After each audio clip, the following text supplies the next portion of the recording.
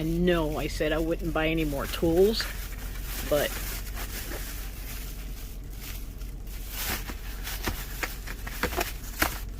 this thing is awesome.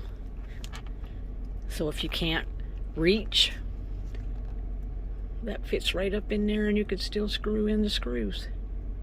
Today I'm going to show you step by step how I'm doing my solar system. This is how I came up with the 4-aught wire. 3000 watt converter. I'm doing a 12 volt system, and your efficiency for your inverter is anywhere between 85 to 90%. It's not 100%. So I took 3000 divided by 12, which is 12 volt, divided by 0.85, and I got 294. So let's say you have a 2000 watt converter. You're doing a 12 volt system. So you take 3000, divide it by 12, divide it by 0.85, and you should get 166. So you look on this chart, which is online, and say you have 166 amps. You want to round up. So where it's 150, round up to 200 amps. So you would use 3-aught for your inverter to your battery. That's how I came up with the 4-aught. So now I'm going to take my 4-aught and put it in the positive and the negative. So let me make those wires and show you where I'm going with it. For wires.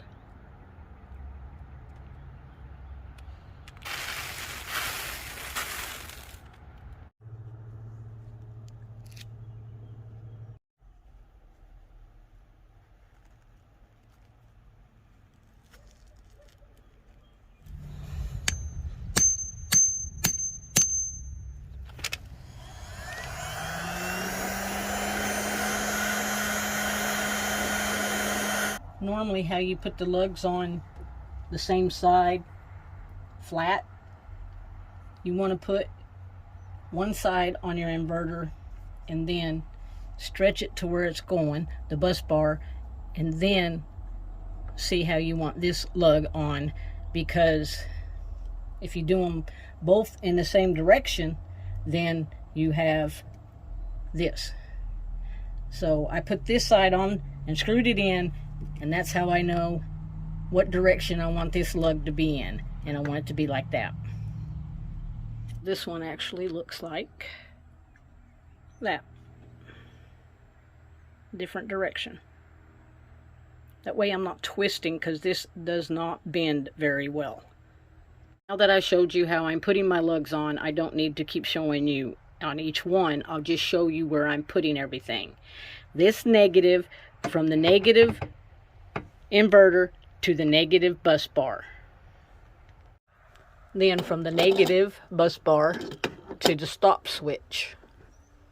And then from the battery stop switch to the battery. Now because I don't have the extra nut and bolt for this, I'm just going to put it on right now without it, because the only thing I'm going to turn on is my fan to see if this works. So that's it for the negative. Now let's do the positive. As you can see, I move stuff around because this stuff is not flexible at all.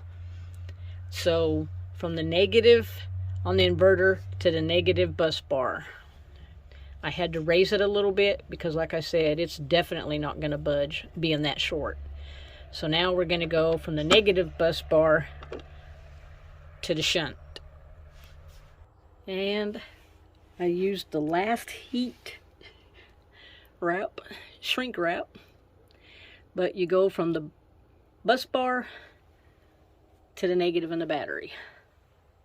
That's a lot of crisscrossing.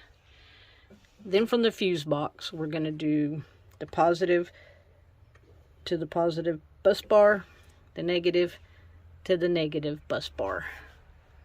The way this is 4-gauge wire that I will be using to run from the fuse box to the bus bars, because this particular fuse box is maximum 100 amps.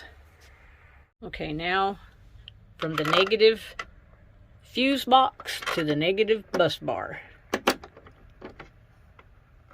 Oh, I forgot I raised that. Almost there. Positive from the fuse box to the positive bus bar.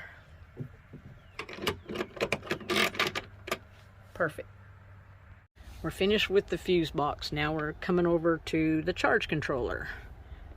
This is from the solar panels. I showed you how to put them in a recent video.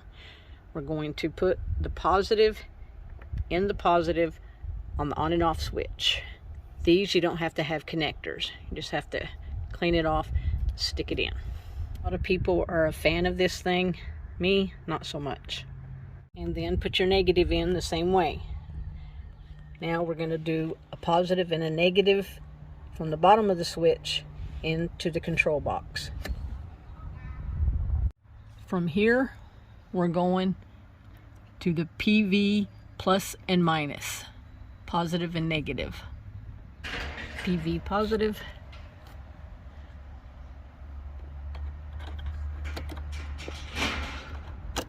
PV positive.